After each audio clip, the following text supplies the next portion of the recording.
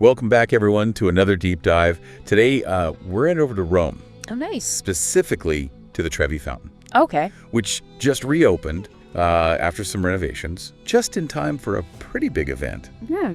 The 2025 Jubilee Holy Year. Oh, wow. Yeah. So That's gonna be... millions of visitors are expected to come to Rome Yeah. to celebrate.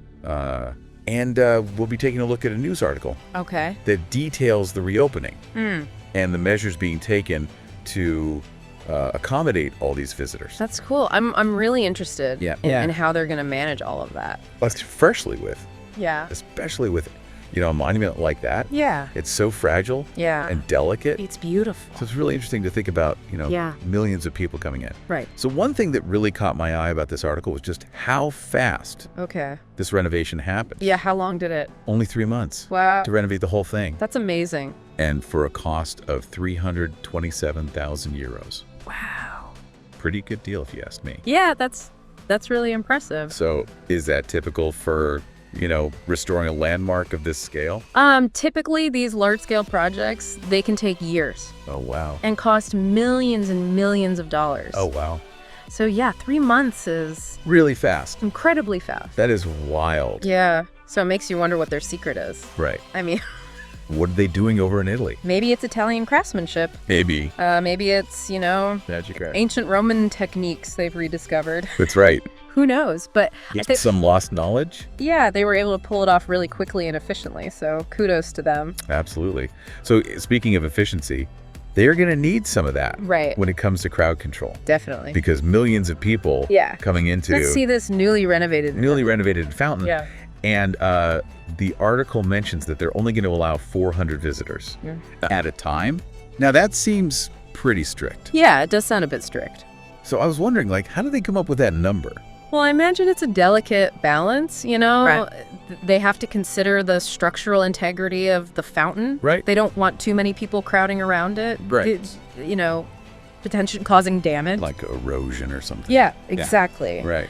But at the same time, they want to make sure that people can actually see it Right. and enjoy it. So Okay. I'm sure they've done some careful calculations and analysis Right. to come up with that number. Figure out what that magic number is. Yeah, exactly. Yeah, I guess it makes sense. Yeah. Have you ever been somewhere that was so crowded Oh, absolutely. that you couldn't even enjoy it? Yeah, you almost feel like you're being herded through. You Yeah. can't really stop and appreciate anything. You can't take it all in. Right.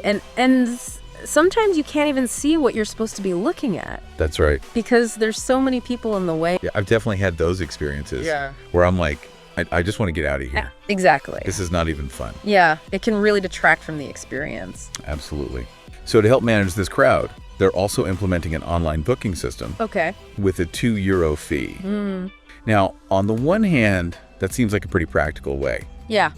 to make sure that, To control the flow of people. you can actually get in, Yeah. see the fountain. And it probably helps with, planning and staffing. Absolutely. Yeah. For the site. But on the other hand, do you think that kind of takes away from Yeah. the magic The of spontaneity. spontaneity? Yeah. Right. Like showing up. Just wandering around Rome and stumbling upon the Trevi Fountain. Right, exactly. That's kind of a romantic notion. Yeah. So what do you think? Is it a good solution or is it a necessary evil? Well, it's a tough call. Yeah.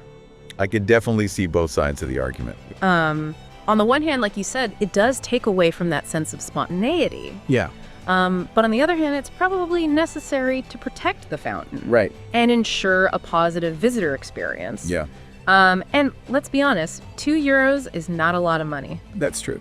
especially when you consider the cost of traveling to Rome in the first place. That's true. Yeah, it's a drop in the bucket. Exactly. So it might be worth it to avoid the crowds and have a more enjoyable visit. Yeah, and it also helps to generate some revenue Right. for the fountain's upkeep, Yeah, that's an important point. which is, very important. Definitely. These historical sites require a lot of maintenance and care. Right. They're not just going to take care of themselves. Exactly. They need constant attention Yeah. and funding. And the article even points out Yeah. that the Trevi Fountain brings in It's actually quite a bit of money. a ton of money from the coin tosses. That's right. Like 1.5 million euros a year. Yeah. That's amazing. I mean, just from people throwing coins in. Yeah. It's wild. And it's actually really cool that money has been donated to Caritas, Okay. which is a Catholic charity Yeah. for the past 15 years. Oh, wow. That's really nice. Yeah, so they're doing a lot of good with that money. Yeah, it's great that they're using it for a good cause. Absolutely. So speaking of the coin toss tradition, Right. you know, the whole idea of ensuring a return trip to Rome, Yeah.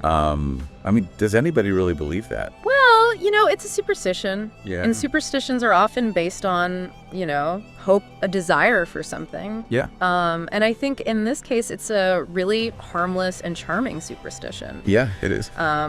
It adds to the magic of the Trevi Fountain. It does. And it gives people a sense of hope and possibility. It does. And, it's a fun little ritual. Right. You toss the coin. Make a wish. Make a wish. And who knows, maybe it'll come true. You never know. Yeah. So it's interesting how, like, a simple act like that Yeah, can really resonate with people it really does. from all over the world. And it speaks to the power of these, Yeah. rituals and traditions. It really does, yeah. And, the Trevi Fountain, it's been featured in so many movies Oh, yeah. and TV shows It's iconic. and books. It's so recognizable. So I think that also adds to its allure. Definitely. Yeah. Yeah, it's become the symbol of Rome Yeah. and of Italy as a whole. Yeah. So to kind of recap, Yeah. we have a beautifully renovated Trevi Fountain Right. ready to welcome millions of visitors For the Jubilee. for the Jubilee. Yeah. They have a system in place to manage those crowds. Right, with the booking system and With the booking it's system, the limited number of visitors. the limited number of visitors. And of course, you can't forget about the coin toss tradition, Right. which is just, Little bit of magic. a little bit of magic, And superstition. a little hope. Yeah. So what do you think? If you were in charge of designing the visitor experience Okay. for the Trevi Fountain, what would be your top priority? Oh, that's a good question. Would it be like practicality? Like making sure that everyone can see it Yeah. and it's, a smooth process? Right. Or would it be preservation? Protecting the fountain. Protecting the fountain for future generations? Yeah. Or would you try to preserve the magic of the coin toss tradition? Yeah, it's tough to choose. It is tough. Because they're all important factors. Yeah. But I think ultimately I would prioritize preservation. Okay. Because if we don't protect the fountain, then future generations won't be able to enjoy it. That's true. And, the coin toss tradition can still exist. Right. Even if there are some limitations in place Yeah. to protect the fountain. I think that's a great point. Well, that's all the time we have for today. Okay. So thank you all for joining us for this deep dive into the Trevi Fountain. It was a pleasure. Let us know what you think Yeah. down in the comments. What would you prioritize? Yeah. And we'll see you next time. See you later. Bye. Bye.